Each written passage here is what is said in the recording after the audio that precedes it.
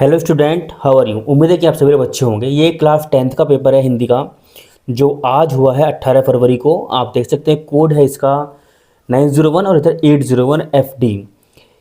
इसके बारे में आज हम बात करने वाले हैं, पेपर में क्या क्या आया हुआ है और क्या इंपॉर्टेंट चीज़ें हैं जो कि आपको अगले साल, यानी कि अगर आप ये वीडियो अगले साल देखेंगे तो भी आपके लिए इंपॉर्टेंट रहने वाली है। सबसे पहले हम MCQ की बात करते हैं। यहाँ पर जो हमारे MCQs हैं, जैसे बादल की मृत्यु का नाटक किसका है, पहला क्वेश्चन हमारा ये है।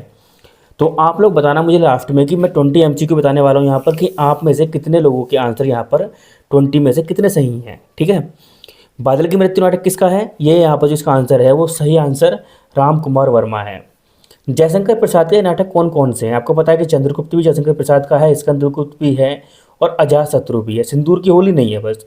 तो यहाँ पर फर्स्ट, सेकंड और फोर्थ यानी कि बी वाला ऑप्शन हमारा करेक्ट हो जाएगा।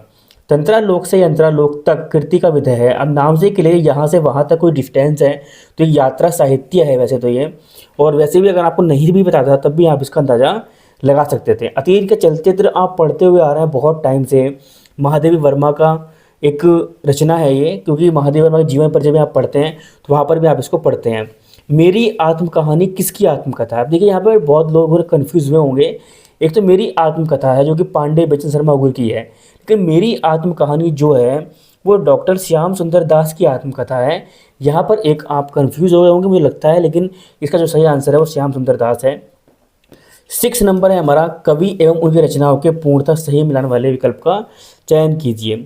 क्वेश्चन नंबर 6 है, इसका जो करेक्ट ऑप्शन है डी वाला है, क्योंकि केशव रामचंद्रिका और देव भावविलास, भूषण शिवा बावनी और मतीराम जो है वो रसराज, ये हमारा करेक्ट मैचिंग होने वाली है।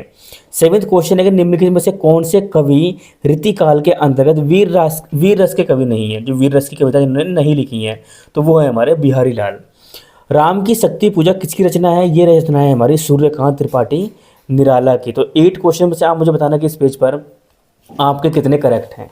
आगे बढ़ते हैं और बात करते हैं अगले क्वेश्चन की, जो कि है गीत फरोश काव्य संग्रह किसका है, ये है भवानी प्रसाद मिश्र का। दूसरा सप्तक का प्रकाशन वर्ष कौन सा है, यह है 1951 ईस्वी में दूसरा सप्तक प्रकाशित हुआ था। हास्य किस रस का स्थायी भाव है, सबको पता है कि हास्य जो है वो हास्य रस का ही है, जाहिर सी बात है। तो यहाँ पर ए ऑप्शन करेक्ट है।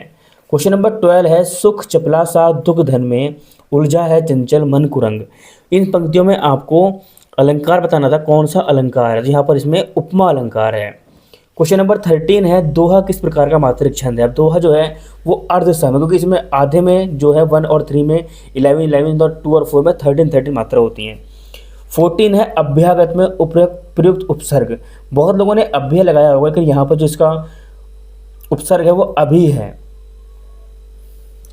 क्वेश्चन नंबर 15 देखते हैं, कृष्ण सर्प में कौन सा समास है। कृष्ण सर्प यानी कि काला है जो सर्प, तो सिंपल है, नाम से क्लियर है, यहाँ पर कर्मधारय समास है। 16 है, समुद्र का पर्यायवाची शब्द नहीं है।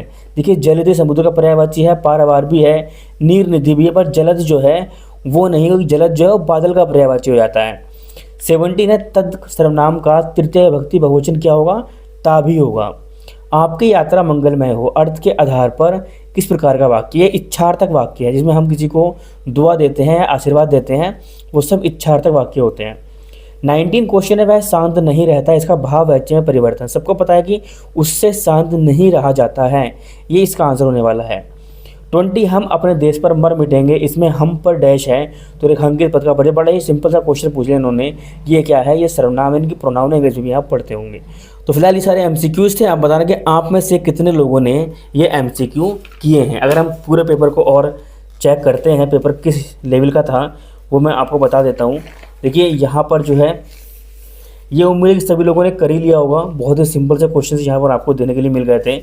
इसके बाद यहाँ पर संदर्भ सहित हिंदी में अनुवाद भी आप लोगों ने कर लिया होगा। एक पद्यांश जो है ये बहुत बार आया, बंधम मरणम वाभिजय वाला कई बार आ चुका है, तो ये भी आप लोगों ने कर ही लिया होगा। इसके बाद इसमें आपने अपने अपने हिसाब से जो भी आपके इंपॉर्टेंट क्वेश्चंस थे, इसमें आपका कौन सा खंड काव्य है वो डिस्ट्रिक्ट के ऊपर डिपेंड करता है। बाकी आप बताना कि आपका कौन सा डिस्ट्रिक्ट है, आपने कौन सा किया है। फिर यहाँ पर जो है लेखक का जीवन परिचय, लेखक भी काफ़ी सही आ गया। इस बार जयशंकर प्रसाद लगभग सब लोग याद करके जाते हैं, तो वो भी इस बार आपको इसमें मिल गया है। और कवि भी काफ़ी सही आए हैं इस बार। ये कवि में क्या है कि बहुत सारे लोग तुलसीदास और महादेव वर्मा का लगभग लगभग रट के जाते हैं, तो वो भी इस बार आपको मिल गए हैं। श्लोक पढ़ के जाते हैं सब लोग।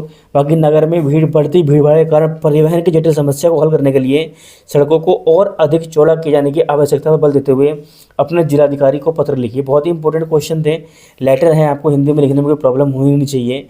और अपने विद्यालय में खेल का सामान मंगवाने के लिए प्रधानाचार्य को पत्र लिखिए, ये भी आप लोगों ने कर ही दिया होगा। 2 प्रश्नों के उत्तर मेरे संस्कृत में, और इसके अलावा निबंध भी काफ़ी अच्छे आए हैं इस बार। देखिए, एक तो बेरोजगारी काफ़ी अच्छा है और सड़क सुरक्षा वृक्षधारा का भूषण है। बेरोजगारी मोस्टली लोगों ने किया होगा कि ये पढ़ा लिखाया है, सिंपल सी बात है, बहुत सारे स्कूलों में पढ़ाया गया है। मैंने भी अपने साथ के बच्चों को बेरोजगारी ऑलरेडी बता दिया कि ये आ सकता है, इंपॉर्टेंट है। तो बाकी पेपर ठीक है। अब मैं बताऊँ, अगर आपने थोड़ी बहुत भी मेहनत की है ना, तो आराम से आप इस पूरे पेपर में 70 में से ईजिली 50 स्कोर कर सकते हैं। और आपने थोड़ी सीरियस मेहनत की है तो 60+ आपके कहीं नहीं गए। बाकी आप बताना कि आप में से कितने बच्चों ने इसके अंदर कितना अटैम्प्ट किया है, नीचे कमेंट बॉक्स में। मिलते हैं नेक्स्ट वीडियो में, तब तक के लिए बाय बाय, टेक केयर, जय हिंद।